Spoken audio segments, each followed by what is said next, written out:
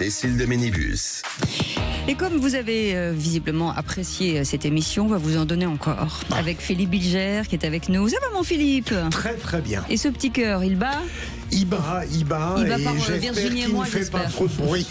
Non, ça va, il est très calme, Virginie Calmel, c'est à côté de vous, présidente fondatrice de Futurae, cette école supérieure des technologies de demain, et présidente de Croissance Plus, et Samuel Botton, expert en communication chez Step Conseil.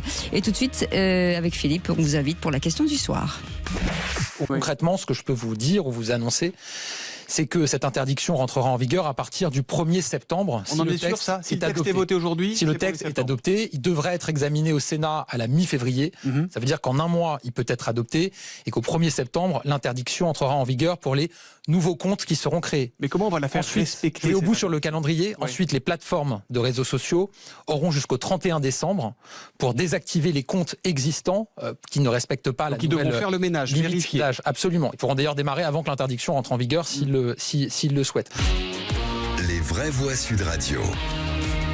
Et donc le gouvernement accélère sur la législation des réseaux sociaux. Emmanuel Macron a demandé au gouvernement d'engager la procédure accélérée pour une mise en application à la rentrée prochaine. Avec cette question du soir, Philippe. Pensez-vous qu'interdire les réseaux sociaux aux moins de 15 ans peut mettre fin au harcèlement? Eh bien, vous dites non à 87%. Vous voulez réagir? Le 0826 300 300. Et c'est Nathalie qui est avec nous de Juvisy-sur-Orge. Bonsoir Nathalie, bonsoir. Bienvenue sur Sud Radio. On est ravis de vous accueillir.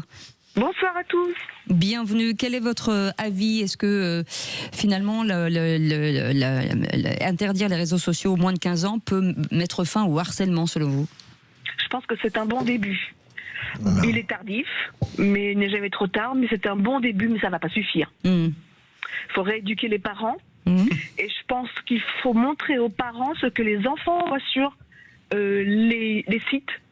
Il faut faire un stage choc en fait, pour qu'ils réalisent bien que ce qu'ils voient les perturbe énormément. Et il faut qu'ils se rendent compte aussi que c'est leurs enfants le produit. Et quand on n'a pas conscience de ça, je pense que on ne gère pas. Enfin, en tout cas, on se méfie pas. C'est vrai qu'avec les deux drames qui viennent d'arriver, ça devrait, j'imagine, faire un électrochoc. Eric est avec nous de Nîmes. Bonsoir Eric, bienvenue. Bonsoir Eric. Oui, bonsoir à tous. Merci de me prendre à l'antenne. Vous êtes le bienvenu. Est-ce que vous pensez que ça peut mettre fin au harcèlement, vous? Je suis persuadé que non. Bon, je rentre dans la statistique. La raison est simple. Il y a deux formes de harcèlement. Il y a le harcèlement à l'école et il y a le harcèlement sur les réseaux sociaux. Lequel est la cause et lequel est l'effet? Oui. La cause, c'est l'école. L'effet, c'est les réseaux sociaux, parce que ça commence toujours à l'école et ça se poursuit sur les réseaux sociaux. C'est jamais l'inverse. Donc une fois de plus, le gouvernement, d'ailleurs c'est pour ça qu'on n'arrive pas à résoudre les problèmes, que ce soit dans la matière insécurité, dans l'immigration, tous les problèmes qu'on a, on ne les résout pas parce qu'on agit sur les effets au lieu d'agir sur les causes. Voilà. Là c'est pareil. Ils vont interdire ça, il y aura toujours de la violence dans les lycées, ça va rien changer. Par contre, je voulais proposer une idée pour éviter moi ce qui m'intéresse, c'est éviter que les gens se suicident, les jeunes se suicident. Il y a un truc très simple à faire. Il faut dire aux parents, si votre enfant va mal, s'il est harcelé, ils vont voir le médecin, d'accord, le médecin de la famille, je ne parle pas de l'infirmière de l'école, le médecin de la famille, il constate que l'enfant est en situation de détresse, il le met en maladie, d'accord, et il remet les papiers donc d'arrêt maladie aux parents, en plus avec une explication. Le parent, il envoie tout ça à accusé-réception à la direction de l'école avec le signalement d'harcèlement, et comme ça ils sont protégés. Et le gamin il se suicide pas parce qu'il se passe une chose, donc je suis persuadé, alors j'ai entendu, les enfants se suicident parce qu'ils sont piégés. Ils sont piégés parce que ils sont harcelés et on les force à aller à l'école pour continuer à être harcelés. La seule porte de sortie pour eux, c'est le suicide. Et moi je propose une autre porte de sortie, c'est on va te mettre en maladie, tu ne vas plus à l'école pendant un certain temps, on va te retaper, voilà. Après c'est au médecin. Alors des fois aussi, moi je suis persuadé. Oui, pardon. Ça c'est quand les parents se rendent compte de quelque chose et que les enfants n'arrivent plus à le cacher. Mais il y a toute une partie qui est bien en amont où les enfants On va faire réagir autour de nous, si vous permettez, Eric. Vous êtes tous ici pères de famille, forcément. Philippe Bilger, vous avez tous une réaction. Vous avez totalement raison. L'initiative que propose notre auditeur, Eric, serait pertinente si on avait toujours la certitude du fait que le mineur, le jeune homme, la jeune femme, la jeune fille est perturbé. Oui. Le problème, c'est qu'on ne le sait pas ou elle le dit à des gens qui ne le répercutent pas. C'est ça le gros problème. Ouais. Virginie ? Moi, j'ai un sujet plus large. C'est le problème du portable, en fait, qui est quand même devenu un outil compliqué. De là à l'interdire, non, mais en même temps, on voit bien que maintenant, les jeunes ont accès au portable de plus en plus tôt. Oui. C'est aussi parce que c'est un outil avec la localisation pour suivre les... Enfin, c'est très complexe, c'est-à-dire qu'il y a du plus et il y a du moins. Mais ce qui est vrai, d'un côté pour la sécurité, mais d'un autre côté... Mais il y a quand même le mimétisme. Et le problème, c'est toujours ça dans une classe d'âge, c'est que si vous dites à votre enfant, toi, tu n'auras pas accès, mais tous les autres ont accès, ou toi, tu n'auras pas de portable, mais tous les autres ont un portable, ça pose un problème. Donc il faut quand même, à un moment, même si je ne pense pas que cette mesure va résoudre totalement le problème, je pense que quand même, il faut à un moment donné qu'on soit face au sujet de ce que ça entraîne. Et je pense que ça entraîne aussi malheureusement une perte de culture générale et des points de QI au passage. Et donc commencer à s'intéresser à ça et à dire qu'on va mettre des freins, c'est quand même pas inintéressant parce que les parents on se retrouvent souvent démunis et assez seuls pour essayer de faire la loi. Donc moi qui suis plutôt une libérale qui prône la liberté et là je trouve que quand même la liberté s'arrête là où commence un peu le problème du bien public et de la santé mentale de nos jeunes. Et ça me paraît fondamental. C'est un bon début, comme l'a dit. Voilà, c'est un début. C'est évidemment. Non, c'est même pas un début, c'est rien du tout. C'est dans la même veine que la proposition de Darmanin sur l'immigration et l'emploi. Ça n'a aucun sens. Et je vais vous dire, venant de Gabriel Attal, c'est même hypocrite.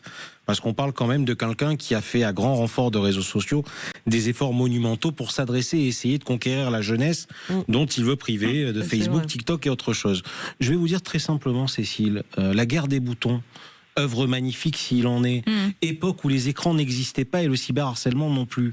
Ça reste une histoire de harcèlement entre étudiants, une histoire de violence. Ce sont des choses qu'il faut traiter à la racine. Maintenant, parce que c'est notre spécificité française, venir et dire on va interdire, c'est pas comme ça que ça marche. On a essayé sur plein de sujets.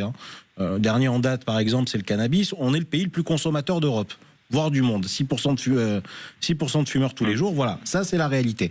Sur le harcèlement et la question des écrans, j'ai envie de vous dire que c'est un peu la même chose. C'est-à-dire aujourd'hui, déjà moi je revenais de cours à Bordeaux justement, où mes étudiantes me disaient, donc 20 à 25 ans, je disais, en rigolant, je leur disais, je vais vous faire la liste de ce que vous n'avez pas connu. Et dedans, j'ai mis le iPod, parce qu'elles sont nées au début des années 2000. Et elles me regardent, elles me disent, mais non, on a connu. Mais comment ça, vous avez connu? Vous avez eu un iPod, vous? Ah bah oui.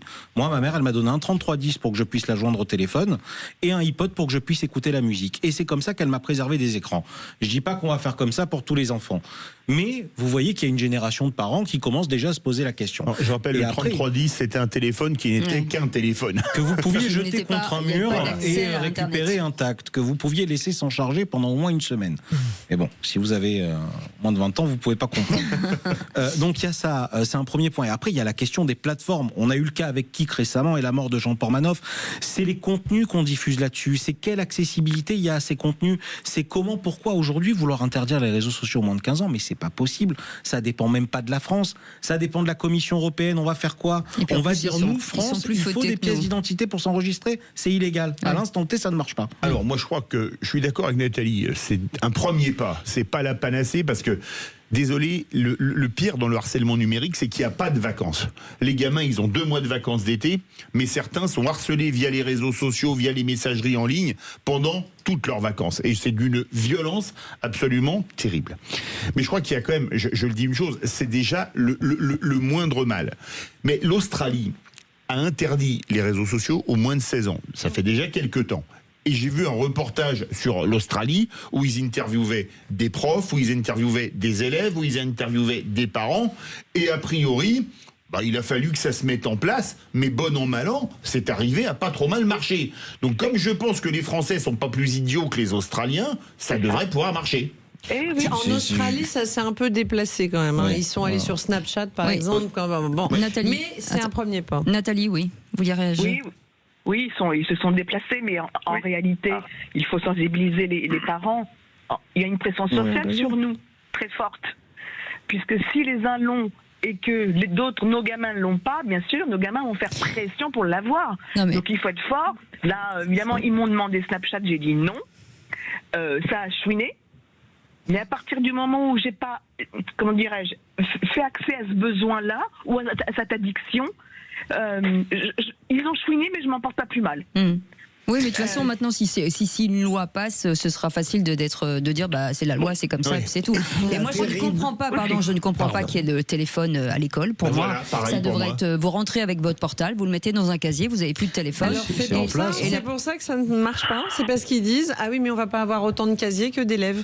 Donc j'ai encore discuté il y a pas longtemps avec un directeur d'établissement qui me disait, ah bah non, moi je peux pas parce que je vais pas faire 1000 casiers et on va avoir des problèmes de vol et on va avoir des problèmes de casse. Ce qui me paraît bizarre parce qu'on pourrait faire une boîte par classe et du coup mais Virginie, il y a des solutions. Les directeurs vous mettez des brouillards, mais oui, mais il y a des solutions en place dans ce sens-là avec des pochettes qui sont données aux étudiantes en plastique qui sont déverrouillées en fin de journée, les ondes ne passent pas, le téléphone est enfermé, on n'en parle plus. Mais bon, après, je vais vous dire, il y a beaucoup de chefs d'établissement qui veulent bien sûr, mais même plus largement que ça. Oui, mais ils préfèrent quoi? Que les élèves se pendent? C'est ça qu'ils préfèrent? En fait, à un moment donné, il faut que la machine peut fonctionner, si ça fonctionne de tous les côtés. Mais je suis d'accord. L'éducation nationale, les familles. Je suis totalement d'accord et je pense que ce serait formidable de pouvoir déposer le portable et le reprendre parce qu'une fois encore, aujourd'hui, un portable, c'est un outil de localisation, de paiement, de transport. Oui. Il y a le pass Navigo. Mais sinon, on reprend le téléphone, comme à l'époque, un téléphone qui n'a pas accès à Internet. C'est juste un téléphone pour téléphoner, point final. Voilà, c'est tout. L'histoire, elle est réglée. Et prévenir papa, maman, je vais avoir un peu de retard parce que le métro est en panne, etc. Il y a eu une grosse remontée de old school du côté de BlackBerry. Pour le coup, arrêter la production. Et des parents ont aussi fait le choix de ces téléphones-là pour l'écriture, du fait du clavier et des touches et les pousser à écrire mieux. Et surtout parce que ça limitait la question des vidéos et d'autres choses. Moi, je pense que, mais quand des enfants meurent, il y a un moment donné, il y a une urgence absolue. Et à ce moment-là, il faut que tout le monde s'y mette. Parce que ça veut dire qu'il y en a d'autres qui vont arriver. Deux, là, dernièrement. Enfin, il y a un moment donné, il faut y faire stopper ce truc. Il y a tout de même la terrible, je vais pas me faire bien voir, fragilité psychologique des jeunes d'aujourd'hui. Mais oui, mais peut-être justement.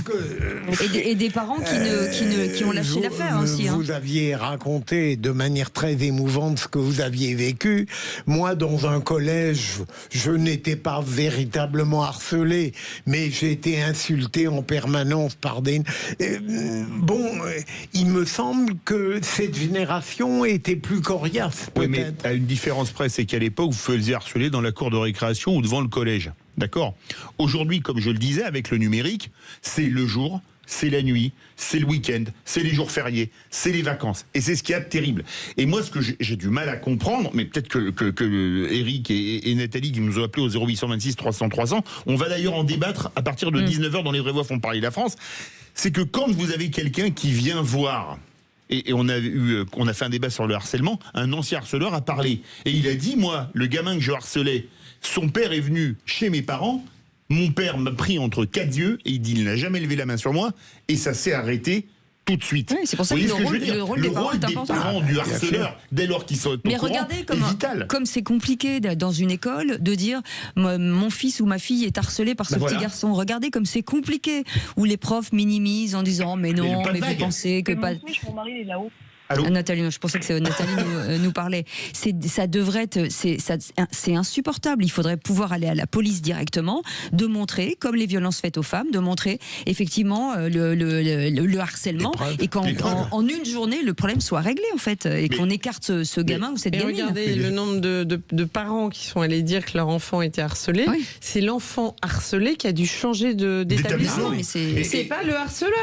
Donc c'est vrai que c'est de plus en plus le harceleur qui doit changer. Mais quand on voit l'affaire de Camélia où le proviseur dit mais tu te victimises, on est chez les fous. Et que la gamine va mettre fin à ses jours, mais on est chez les fous.